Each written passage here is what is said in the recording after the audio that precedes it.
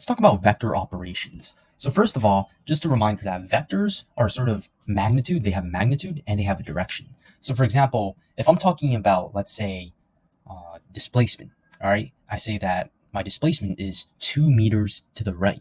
Well, that just gives me a magnitude, right? In this case, the magnitude would be 2 meters, and then my sort of direction would just be to the right. So how do we add vectors together? What does it mean to add a vector? Well, I have this axis right over here, and let's just say that this origin right over here is where my home is located. And you can see that I can define my axis whether with an x and a y direction, or I can also identify it with north, east, south, and west, right? So that's another way to do that. Now let's say if I initially traveled 2 meters east from my home. So you can see that this is a vector right over here. Because, well, remember, vector quantities, they have a magnitude and they have a direction. So in this case, my magnitude would be 2 meters and direction would be to the right. So this is vector 1. And let's say after that, I move 2 meters up. So you can see that this is another vector that I've drawn here because, well, my magnitude is 2 meters and I move up this time. So the direction is a little different. So you can see that this is vector 1, this is vector 2. Now, what does it mean to add these two vectors? Well, in the context of sort of the problem that I've given you, right? I'm moving 2 meters to the right, 2 meters up. So basically this new vector right over here, which we can call, I guess, V3, this new vector that I've generated represents my displacement, all right? So if you move 2 meters to the right, 2 meters up, and you want to find out your total displacement, well, notice how you sort of generated this new vector, right? Your displacement, how far you are from your original position to sort of the final position, is going to be given by this new vector. And we know how to solve for this new vector because this right over here creates a right angle. So, well, if you actually do out all the Pythagorean theorem, you would just get that, well, this side right over here has a length of 2 radical 2 meters. All right. One more problem that we have is that remember that vectors have a magnitude and a direction. So it's easy to say that this vector is going 2 meters east. However, what direction is this vector going to? Right? It doesn't seem like there's like a concrete way of explaining the direction of vectors when it's like in a weird angle. Wait, angle? I can define the direction of this new vector that I created by the angle that it creates with the x-axis. All right. So in this case, right, you can see that we have this angle theta that this vector and the x-axis sort of create. And how do we find the angle? Well, we can use trigonometry. So we know that tangent of this angle is equal to opposite over adjacent. So that's equal to 2 over 2, which is 1. And if I take inverse tan on both sides, well, I'm just going to get inverse tan of theta. Or sorry, theta is equal to inverse tan of 1. Gives me 45 degrees. All right, cool. And I don't even know why I had to search that up. That was this is a 45, 45, 90 right triangle. So I could have just looked at that there, but yeah. So now we kind of solved for what this third vector is, right? We can see that this new vector, that I have, it's going to be 2 radical 2 meters, and it's also going to have a 45 degree angle relative to this x-axis. So the way you actually say that is you would say 45 degrees north of east. All right. So this is how you would sort of express what vector 3 is equal to. You have to list a length, which maybe I could have, used decimals to represent it, but I'm just being accurate here. And then you also have to list out, well, the angle that it creates with this x-axis. It doesn't matter where you are, right? I could have a vector that's like this, and it would create this angle right here, right? I could have a vector that's all the way down here, and you would still see that it always creates an angle with this x-axis, and this angle theta is, what you're kind of going to refer to, when you're talking about the direction of the vector. So if a vector is this right over here, and let's say this angle is 30 degrees, how do you express, where this vector is located or the direction of this vector? Well, I would just say that this right over here would be 30 degrees north of east. All right. What this basically means is that imagine if I was just going in the east direction. Imagine if I was just going to eat in the east direction and I go 30 degrees north from it. So I go 30 degrees north from it. And this would perfectly represent what's happening here. Now, don't get this confused with, for example, 30 degrees east of north. That is a very common sort of confusion point. 30 degrees east of north basically just says that, well, remember your sort of coordinate thingy, right? North is up here, east is here, south is here, west is here.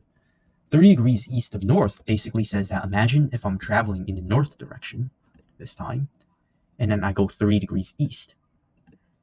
So notice how this would create a completely different angle. This is a completely different direction from what I have here. So, just be sure not to, mess these confusions up. So here is all the sort of arrows and their sort of respective directions. So the tip I like to give out when doing this is read it backwards. All right. So imagine for this angle right over here, imagine if you're going in the east direction. Well, imagine if you're going in the east direction, well, you're going 30 degrees north of that. So it would create this angle, right? If you look at this example right over here, imagine if you're going in the west direction. So going west direction, where you're going 30 degrees south from that, right? So that creates this angle, right? You're south from that. So my tip here is just to read backwards.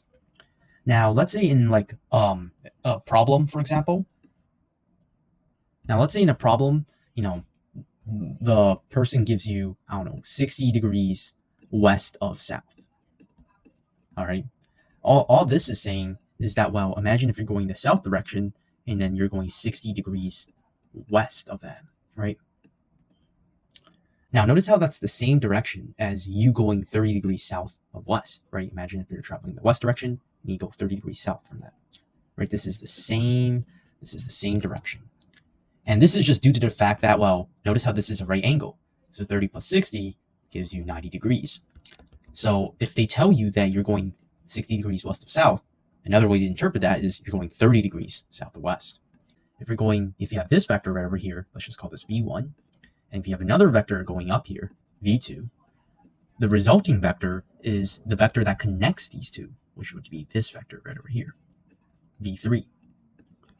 So notice how when I draw this diagram, I have the tail of the second vector on the tip of the first vector. This is why you'll often hear this as like tip to tail thing method, whatever it's called, right? But the whole point is that when you're drawing the first vector and you're drawing the second vector has to start from the head of the first vector, and then the resulting vector has to connect everything, right? From the starting point to the ending point. You can think about this as sort of displacement, right? The displacement vector. Okay, so this can be applied to, well, any angle, right? Imagine if I had a vector. Imagine if I had a vector like this, and then I had another vector like this, V2. Well, then the resulting sort of sum, right? If we were to add these two vectors up, well, you can just think about that as the net displacement for my vector, which would be this vector right over here. All right. So that's how you would do sort of these, that's how you would sort of visualize vector addition.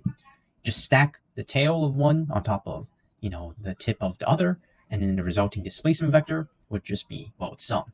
And if you want to, well, you can visualize this using three vectors. It would just be the exact same thing, like something like this, right? And the result would just be like this. There's often something called the parallelogram method. And that's basically, well, a nice way to sort of visualize, well, vector addition. So imagine if I'm trying to add V1, this vector, with V2. Let's just say this is this vector, V2. All right. Now, how do we do this? Well, one way to do this is you would take V1, which is this right over here, and you would take V2, and what you would do is you would just stack the sort of tail of vector 2 on the tip of vector 1. So it would look like this, right? Is that, well, it doesn't have to be in that order. You see, vector addition, it can happen both ways. So for example, if I have vector 1 plus vector 2 looking like this, it's equal to if I just added vector 2 plus vector 1, right? So imagine if I started out with vector 2 this time. So I started out with vector 2 this time. And then I stacked vector 1 on top of vector 2. And notice how this forms this nice parallelogram. And this diagonal of the parallelogram represents the resulting vector of vector 3. This is a really nice diagram because one thing that it does is that it shows how vector addition can be sort of swapped. It doesn't really matter. It's like adding 3 plus 4. It doesn't matter. It doesn't matter the order that you do it in. It's going to result in the same. Sort of final vector. Now, in the start of the video, maybe I've been giving out really easy problems. Now let's get serious. We got vector 1, length of 4, or magnitude of 4, 45-degree angle. Vector 2, 5 magnitude, 80-degree angle. How would we add these two together? The resulting vector, of course, I know how it looks like. It's going to look something like this, right? Where it's sort of the net sort of displacement of these two vectors. But how do I actually solve for it? And this is really confusing, right? And the thing that you have to know is that, well, vectors are going to be broken up into components. So if I look at vector 1, so notice how this vector has an x sort of component, right? We can say that this is vector 1 in the x direction. And notice how it also has a y component. We can say this is vector 1 in the y direction. And we can do the same for vector 2. We can say that, well, if we have this vector 2 right over here, well, vector 2 has a length or magnitude of 5, 80 degrees relative to x-axis. Notice here how vector 2 also has an x component, and it also has a y component of it, right? It's 2 dimensions, guys. So this problem really becomes easier when we visualize addition of these two vectors with this new diagram that I've kind of drawn. Let's see that in action. So of course, if I drew these two diagrams, my resulting vector would just be vector 3, which is sort of right over here, right? Vector 3. But notice something really cool. If I add up the x component of vector 1 by the x component of vector 2, right? Notice how if I add these two sort of lines or sort of lengths together in the x direction, notice how they give me the length in the x direction of my third vector. Essentially what I'm saying is that if I add up the x component of here by the x component of my second vector, if I add these two values up, this total is going to give me the x component of vector 3, right? And likewise, I can do the same thing for the y component, right? Notice how vector 3 has a height of whatever this is. Now this height is composed of, well, the height from vector 1, right? So height from vector 1, which you can see here. And it's also composed of the height from vector 2. So if I add these two lengths in the y direction, right? If I add vector 1 in the y direction plus vector 2 in the y direction, I get vector 3 in the y direction, right? And likewise, I can do the same thing for the x values. If I add vector 1 in the x direction plus vector 2 in the x direction, I get vector 3 in the x direction, right? So that's actually how you would solve these vector problems, these vector addition problems, if it's like really tricky. You would just add up the components in one direction and in the other component in the other direction. And then notice how once you have these two components, you can use Pythagorean theorem to solve for the third side. And you can also solve for the angle using trigonometry. So, let's put that to use here. So the first thing I want to find out is the components of each of these vectors. So let's get to it. So for vector 1, this is 45 degrees, and this is 4. And I want to solve for both these sides. This side right over here is going to give me vector 1 in the x direction, and this side right over here is going to give me vector 1 in the y direction. How do I solve for this? Well, I can just use my lovely sine formula. I can say that sine of my angle, 45 degrees, that's going to be equal to opposite, which is vector 1 in the y direction, divided by the hypotenuse, which I know is 4, right? Because 4 is the length of this vector, right? 4 is the length of this vector. So if I multiply both sides by 4, I get that vector 1 in the y direction is equal to 4 sine of 45, which, this time I'm going to give the numerical value, which is about 2.82. I'm just going to say 2.82. And now that we have vector 1 in the y direction, uh-oh.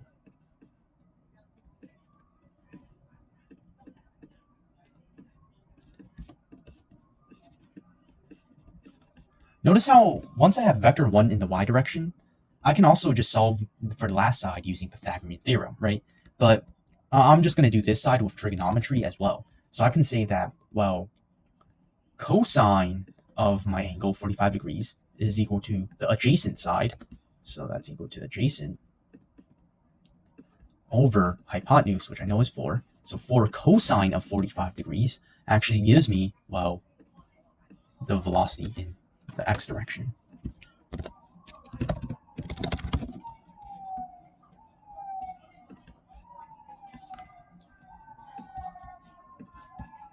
So now we have 4 cosine of 45 here, and that means that this vector component in the x direction for vector 1 is also about 2.82. All right, so the vector of the first vector in the x direction and the first vector in the y direction are both 2.82. All right, now let's do it for the other triangle. So for the other triangle, well, it's the same process, right? You have a length of 5, you have this angle of 80 degrees, and now from this information, you're able to solve for vector 2 in the y direction and vector 2 in the x direction. So let's do that. Once again, right, sine of my angle, 80 degrees, is equal to opposite over hypotenuse. So opposite is the vector in the y direction divided by my hypotenuse, which is 5. Multiply by 5 on both sides, I get this. And if you actually do the same thing for cosine, you'll find out that 5 cosine of 80 is equal to the vector in the x direction, right? Cosine of 80 is equal to adjacent over hypotenuse. And I isolated for this, which is 5 cosine of 80. And plugging these into my calculator. Okay, now that I have the components of these two vectors, and I know, sorry guys, this is really not drawn to scale, but now that I have the components of these vectors, I can add these components up respectively. So notice how, okay, so I summed up basically the vectors, and I got that the x component for my summed up vector is 3.69, and the summed up components of the y vectors is 7.74. So therefore, I can now create this right triangle with my new resulting, vectors, components. And now I could just solve for this third side. It turns out when I solve for the third side, I get that this length right over here is 8.57. So that's the magnitude. And the direction is found by this angle right over here. And what I do is I take arctangent of 7.74 divided by 3.69. And maybe this might be like a little bit off, but I got around like 64.4. If you got like 64.3 or something, that's like completely fine. But anyways, and wait, don't forget, there's one more thing. Remember that we're going in the east direction. So this is 64.4 degrees. You would say 64.4 degrees north of east. And then finally, that is going to be your final answer. So you can see that if we kind of backtrack to what we did, all we did was we found the x and y components of both the vectors, so the x and y components of vector 1 and vector 2. We added them up together to get the total sort of x and y's.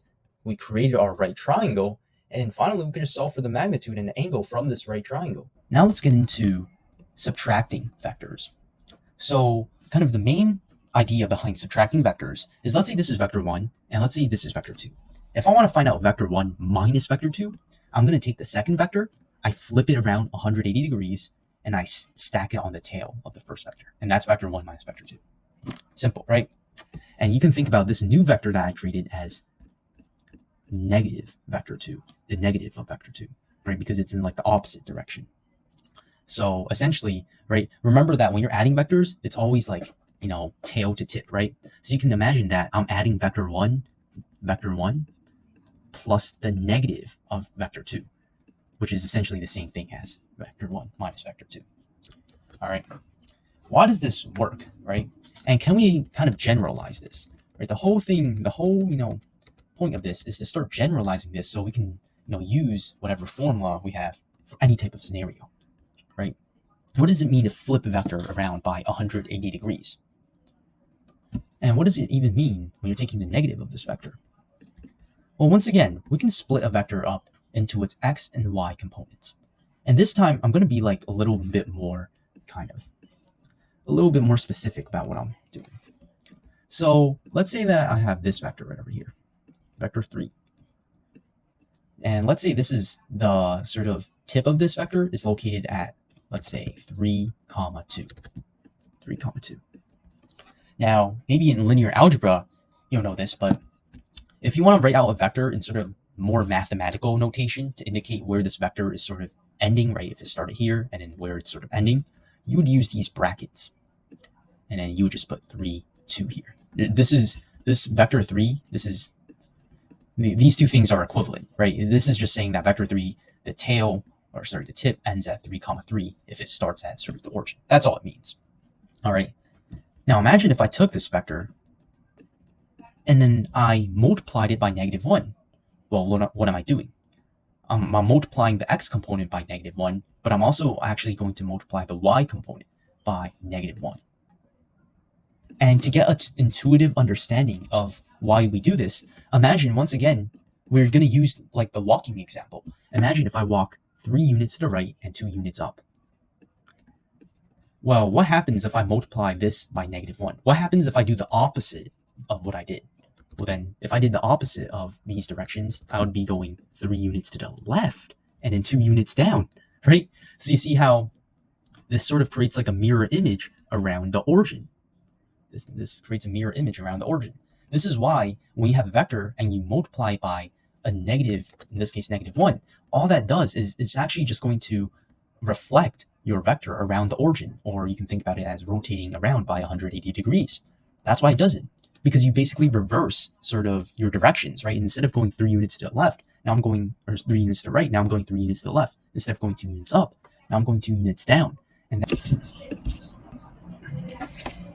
so if let's say if I have let's say if this is vector 1, and then let's say that vector 2, let's say this has a length of 5, and let's say this is going to be 30 degrees. Let's try to make this interesting. So of course we're going to go east, so this is going to be north of east. Now, the first thing that you're going to do if you want to solve for vector 1 minus vector 2, and once again, okay, I've set a problem here for subtracting vectors, and the process for doing this is kind of the same for when you're doing addition. It's literally just going to be the same, except when you're doing this subtracting by this vector 2, what does that do? Well, let's visualize it, right? So remember, we said how multiplying by this negative number, or you can think about this as vector 1 plus negative vector 2. What multiplying them by this negative does is it just reflects it about the origin. So if I have 5, and this is 30 degrees east, well, if I reflect this about the origin, well, then I would get a new vector that's 5, in this case, in this direction now, and then now it's 30 degrees. It's going to be 30 degrees here relative to the x-axis. So you can just kind of draw it yourself and sort of visualize this, okay? And I just kind of realized that, well, vector 1 and vector 2 right here are kind of equal to each other. Like if I have vector 1 here, and I take the negative of vector 2, and I stack them upon each other, like, so they're going to be like the same length, right? Because they're both a length of 5. So if I stack them among each other, these two vectors cancel each other out. And so you just get kind of vector 3, that's just going to be equal to 0. It's just going to be located at the origin, right? So a lot of times, you might encounter this, but if you have like a vector in some direction, and then you have a vector in the same direction, but it's in the opposite way, well, either one of them is going to win, or they're going to cancel out. If this is, let's say, 5, this is 4, the net sort of direction is going to be 1, right? Okay? Now, if we were actually to do like a problem with, vector subtraction, if we were to do an actual problem, it would be the same step as, once again, as we did with addition. So vector 3 would be this. And I'm not going to do in this video, I'll probably reserve another video for that. But the explanation I'm going to give you is that, well, vector 2, notice how vector 2 in the y direction, it's a negative sort of length. Now, if you were to solve like a hard vector problem with subtraction, and I'll probably reserve this for another video, but basically what you do is you're going to do the same steps as before. You're going to identify the x component and the y component of both vectors. But you have to be careful, because notice how the x component for vector 2 is actually in the other direction. It's in the opposite direction. So it's actually going to be a negative value. And notice how it's the same for this one right over here. It's also going to be a negative value, right? Because you're going downwards instead of upwards.